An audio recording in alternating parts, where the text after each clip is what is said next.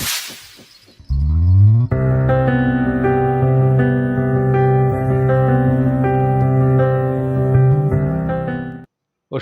ప్రేమించు కాపరి ఉషా కిరణాలు ఉదయకాలపు వాక్య ధ్యానంకు మిమ్మల్ని ఆహ్వానిస్తున్నాం. ప్రార్థన.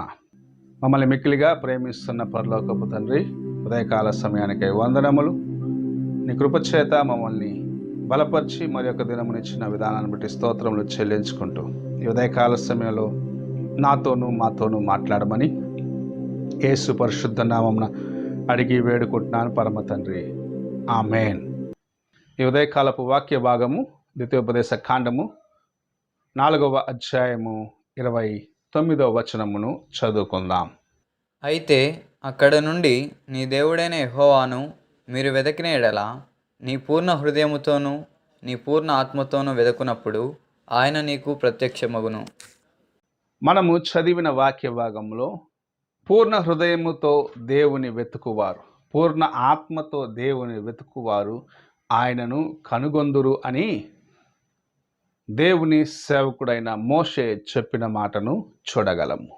పూర్ణ హృదయముతో దేవుని వెతకటము, పూర్ణ మనస్సుతో పూర్ణ ఆత్మతో ఆయనను వెతికి ఆయనను సేవించటము ఎంతో గొప్ప ధన్యకరమైన కార్యమై ఉన్నది.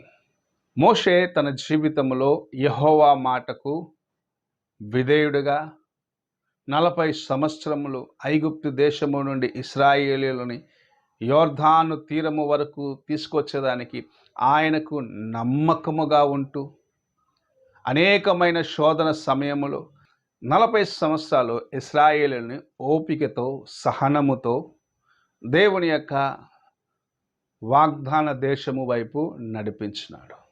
ఒక చిన్న పొరపాటును బట్టి వాగ్దాన దేశంలో ప్రవేశించలేకపోయినప్పటికీ ఆయన వంటి సాత్వికుడు, దీనుడు మరి ఒక వ్యక్తి లేడు అని యెహోవా ఆయన గురించి సాక్ష్యం ఇవ్వటం మనము పరిశుద్ధ గ్రంథంలో చూడగలము.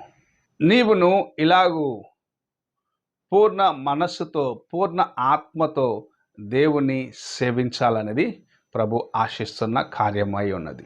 యెహోషువ తాను ఇశ్రాయేలీయులు కానానులో స్థిరపడిన తర్వాత చెప్పిన మాటను మనం జ్ఞాపకం చేసుకున్నట్లయితే, మీరు ఎవరిని సేవించాలని ఆశిస్తున్నారో, ఎవరిని సేవించాలని ఇష్టపడుతున్నారో అది మీ ఇష్టమే, కానీ నేను నా ఇంటి వారు యెహోవానే సేవిస్తాము అని ధైర్యముగా చెప్పగలిగిన ఒక మాటను చూడగలము.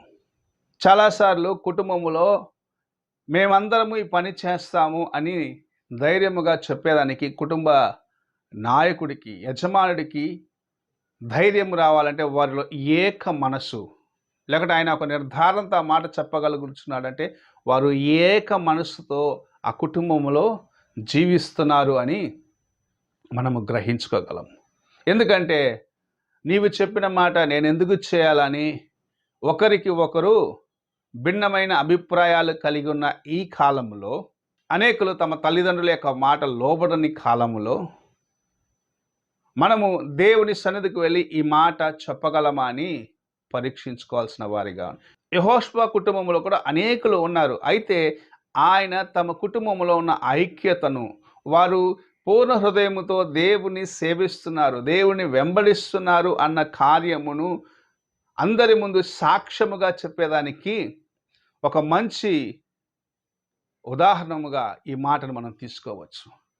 నేను నా ఇంటి వారు, నేను యెహోవాను సేవిస్తాను అన్న దానితోటి ముగించుంటే అది ఆయన యొక్క వ్యక్తిగతమైన మాట అయి ఉంటుంది. అయితే నేను నా ఇంటి వారు యెహోవాను సేవిస్తాము అనగా తాను తన కుటుంబము ఎలాగా ఏకముగా దేవుణ్ణి సేవిస్తున్నారు, ఏక మనసుతో ఆయనను వెంబడిస్తున్నారు అన్న కార్యమును మనకు ముందుగా అవసరం. అనగా పూర్ణ హృదయముతో పూర్ణ ఆత్మతో ఆయన కుటుంబము దేవుని సేవిస్తూ ఉన్నారు.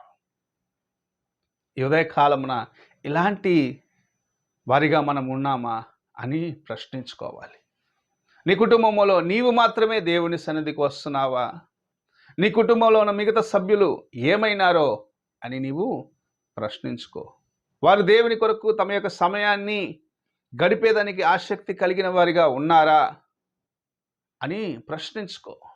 వారు దేవుని కార్యముల పట్ల ఆసక్తి కలిగిన వారిగా ఉన్నారా? ఏక మనసుతో దేవుని సేవించేదానికి మీ కుటుంబంలో ఉన్న ఆటంకములు ఏమిటో వాటిని గ్రహించుకొని వాటిని విడిచిపెట్టమని ఈ ఉదయకాల సమయంలో ప్రభు మాట్లాడుచూ ఉన్నాడు. మోషే చెప్పిన మాట, మీరు ఎటువంటి పరిస్థితిలో ఉన్నను పూర్ణ హృదయముతో పూర్ణ ఆత్మతో ఆయన వైపు చూసి మొరపెట్టినప్పుడు, ఆయన వైపు చూసి ప్రార్థించినప్పుడు ఆయనను కనుగొందురు అని చెప్పటము చూడగలము.